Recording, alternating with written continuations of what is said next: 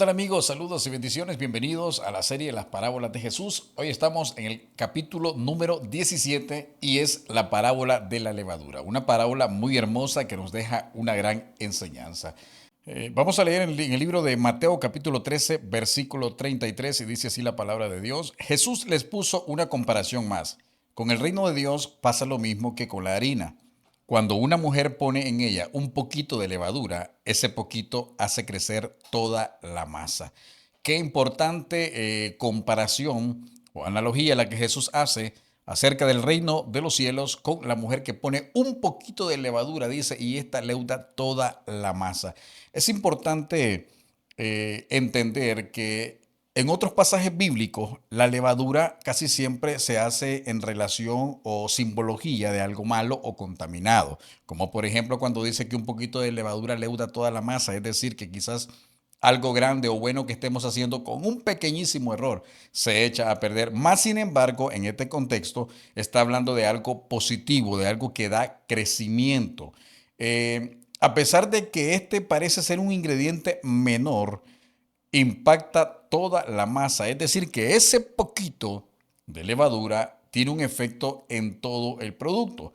Aunque el inicio del reino fue modesto, casi imperceptible, pronto crecería y haría un gran impacto en el mundo. Cuando Jesús está diciendo que el reino de los cielos es semejante a esta mujer que echa un poquito de levadura a la masa y se leuda toda o crece, está hablando de que el reino de los cielos comenzó siendo pequeño. De hecho, Jesús vino a este mundo a predicar el evangelio, a predicar las buenas nuevas, luego formó a 12 discípulos, estos se hicieron en 72, y aunque el pequeño, o el inicio, mejor dicho, fuese pequeño, el impacto que el evangelio de Jesucristo y que el reino de los cielos ha tenido en la historia de la humanidad ha sido enorme. Imagínense que desde que Jesús vino a predicar el evangelio, ese mensaje nos ha alcanzado a millones en el mundo, siendo nosotros parte de esto. Al comienzo de su ministerio terrenal, Jesús anuncia que el reino de los cielos se ha acercado. En Mateo 4:17 Jesús dice, el reino de los cielos se ha acercado. Ahora, algo importante es que podemos pensar quizás cuando hablamos del reino de los cielos en música celestial, ángeles tocando arpas quizás, pero no. Jesús deja claro en cuanto al reino de los cielos se refiere, es el gobierno de Dios en la tierra. Cuando Jesús dice el reino de los cielos se ha acercado, está hablando, o lo que quiere decirnos es que el reino de Dios se ha establecido en la tierra. Pero hay algo muy importante que lamentablemente no todos vivimos bajo el reino o el gobierno de Dios, sino solamente aquellos que hemos entregado nuestra vida a Cristo. Es decir, Jesús dice, el reino de mi Padre se ha establecido en la tierra, pero lamentablemente, mi amigo y hermano que me estás escuchando, no todos vivimos bajo ese gobierno de Dios, sino solamente aquellos que le hemos aceptado y hemos recibido su amor en nuestro corazón. Por ejemplo, Juan capítulo 1, versículo 12 dice, mas a todos los que le recibieron, a los que creen en su nombre, les dio potestad de ser hechos hijos de Dios. Hay un principio o un aspecto que muchas personas, la mayoría, lo malinterpretan o lo confunden. Y es que dicen muchos, todos somos hijos de Dios. Y la Biblia, mi amigo, aunque parezca o suene un poco duro, negativo o feo quizás, pero es una verdad, no todos somos hijos de Dios. Y la Biblia lo dice en Juan 1:12, que es el versículo que te acabo de leer, que dice, mas a todos los que le recibieron, es decir, a Jesús, los que creyeron en Él, en el mensaje que Él traía, que era el Evangelio de Jesucristo, las buenas nuevas del Evangelio, les dio potestad, que significa derecho, de ser hechos hijos de Dios. Entonces, este gobierno de Dios en la tierra rige a todo aquel que ha entregado su vida a Jesús o a Dios a través de Jesús. Ahora, todo ciudadano perteneciente a este reino tiene obligaciones y también tiene responsabilidades dictadas estas en la palabra de Dios. Entonces no perdamos el hilo que llevamos. La levadura es el reino de los cielos, perdón, es como esa levadura que aunque sea un poquito en porción, sirvió para afectar toda la masa. El reino de los cielos, perdón, comenzó siendo poquito, comenzó siendo imperceptible, quizás muy pequeño el efecto cuando inició, pero el impacto que ha tenido en la humanidad es enorme. Entonces, en el reino de los cielos o en el reino, en el gobierno de Dios establecido en la tierra, hay responsabilidades y hay obligaciones. Entonces, todo aquel que se considere hijo de Dios, todo aquel que se considere cristiano y todo aquel que se considere estar bajo el gobierno de Dios en la tierra, debe cumplir con ciertas obligaciones. Quiero mencionarte algunas porque son innumerables. Las responsabilidades del creyente o de todo aquel ciudadano del reino de los cielos es enorme la cantidad, pero quiero mencionar algunas. Por ejemplo, la responsabilidad u obligación es, número uno, mantener firmeza en nuestra decisión de seguirle. Es decir, todo aquel que diga yo estoy bajo el gobierno de Dios tiene la responsabilidad o la obligación de mantener firmeza en nuestra decisión de seguirle. Esto implica una vida de negación a nuestra agenda y prioridades, anteponiendo lo suyo. Repito, esto implica anteponer nuestra vida, dejar nuestra agenda y prioridades y anteponerla la de Dios. Es decir, ya no son mis prioridades, sino las suyas. En Lucas capítulo 9, versículo 62 dice, ninguno que poniendo su mano en el arado y voltea atrás es apto para el reino de los cielos. Es decir, que todo aquel que poniendo su mano en el arado, es decir, un día decidiendo ser un hijo de Dios, aceptó a Cristo como su único y suficiente Salvador y voltea hacia atrás, es decir, que mira hacia el pasado, se descuida y se distrae por lo que dejó un día aceptando a Cristo, dice que no es apto para el reino de los cielos. Y nótese que dice y vuelve hacia atrás, voltea hacia atrás. Ni siquiera dice la Biblia que te sueltas y te vas hacia atrás, sino que solamente dice y voltea hacia atrás. Es decir, que no hace falta soltarse porque eso automáticamente va a pasar si nosotros miramos hacia atrás. Es decir, si nosotros de pronto estamos en el Evangelio, pero volvemos a ver atrás con melancolía todo aquello que dejamos y decimos, bueno, yo desde que vine a Cristo no hago esto y esto y esto, y comienzo a ver mi pasado,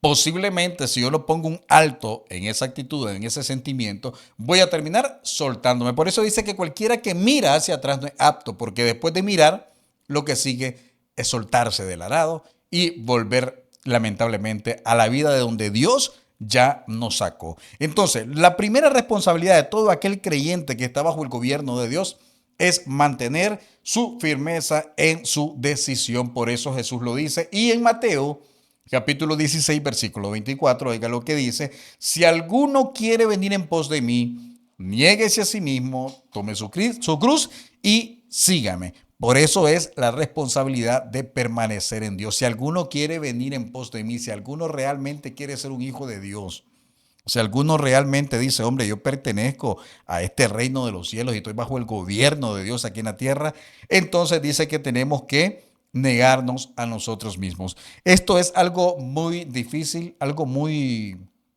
duro, que requiere de una gran convicción, porque cuando hablamos de negarnos a nosotros mismos es determinar en la vida no hacer lo que queremos, sino lo que la Biblia dice que hagamos. Generalmente el hombre y la conducta del ser humano en sí es de continuo el mal, dice la Biblia. Y nosotros, como dice el apóstol Pablo, el mal que no quiero es el que hago y lo bueno que quiero hacer no lo hago.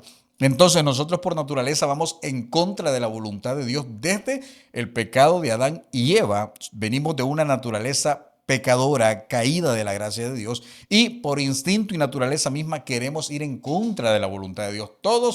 A todos se nos hace fácil pecar, pero se nos hace muy difícil agradar a Dios y vivir en santidad. A todos nosotros por naturaleza se nos hace fácil hacer lo malo delante de Dios, pero cuesta mucho sacrificar la carne y agradar a aquel que nos tomó por soldado, aquel que nos tomó por hijos. Entonces, debemos entender que negarnos a nosotros mismos, es decir, yo no quiero regir mi vida por mis propias prioridades, sino por las de Dios. Y dice, tome su cruz cada día y sígame. Tomar la cruz es crucificar aquello, es pagar un precio por aquello que nosotros debemos hacer por Dios. Es decir, la vida cristiana no es fácil. La vida cristiana, cuando habla de tomar su cruz y de sacrificar, implica dejar, cortar, despojarnos de muchas cosas que no agradan a Dios. Tomar nuestra cruz significa sacrificarnos y sacrificarnos es entregar. Por ejemplo, cuando Dios llamó a Abraham y le pidió que sacrificara a su hijo Isaac, el amor de Abraham hacia Dios fue un amor sacrificial. Es decir, que él por amor a Dios y obediencia estaba dispuesto a sacrificar a su hijo mismo, que era de hecho un milagro porque Dios se lo había prometido en su vejez y se lo había dado. Pero sin embargo, este no se apegó al milagro, a lo importante que era su hijo, sino que él dijo, Señor, por amor a ti yo voy a sacrificar, voy a entregar a mi hijo. Entonces, cuando hablamos de tome su cruz, estamos hablando de que Dios nos está pidiendo cosas que nosotros debemos entregarle, cosas que nos agradan mucho. Estas cosas pueden ser quizás malos hábitos, malas costumbres, adicciones, cosas que están muy arraigadas a nosotros y que Dios dice, oye, yo quiero que tú entregues esa área en mi vida. Incluso a veces no solamente son hábitos, a veces son personas que quizás están en nuestra vida y Dios dice, para yo hacer lo que quiero hacer contigo, es necesario que sueltes esas relaciones, que guardes distancia de esas personas. Recuerda que la Biblia dice que las malas conversaciones corrompen las buenas costumbres. Buenas costumbres, por ejemplo, hay personas que tienen la buena costumbre de leer la Biblia, la buena costumbre de ir a la iglesia, la buena costumbre de orar. Sin embargo, dice que las malas conversaciones, es decir, lo que tú oyes de las personas con las que te rodeas, pueden afectar tu relación con Dios. Y Dios por ello tal vez te está pidiendo que sacrifiques relaciones tanto sentimentales como amistades que no contribuyen al cumplimiento de tu propósito en Dios. Entonces, cuando dice tome su cruz, está hablando de sacrificar áreas en nuestra vida por agradarle a Él. Y sígueme. Seguir a Jesús es seguir su ejemplo, amor, misericordia, servicio, pasión, compasión. Entonces, la primera responsabilidad es mantener firmeza en nuestra decisión de seguirle. Número dos, todo ciudadano de este reino, del gobierno de Dios en la tierra, debe experimentar un cambio de vida. Dice la Biblia en 2 de Corintios capítulo 5, versículo 17, de modo que si alguno está en Cristo, nueva criatura es. Las cosas viejas pasaron, he aquí todas son hechas nuevas. Ese reino de Dios del cual la Biblia o Jesús compara con la levadura, que significa establecer el reino de Dios en la tierra, solamente abarca o cubre a aquel que ha experimentado un cambio genuino en su vida. Es decir, que no se trata de solamente ser evangélico.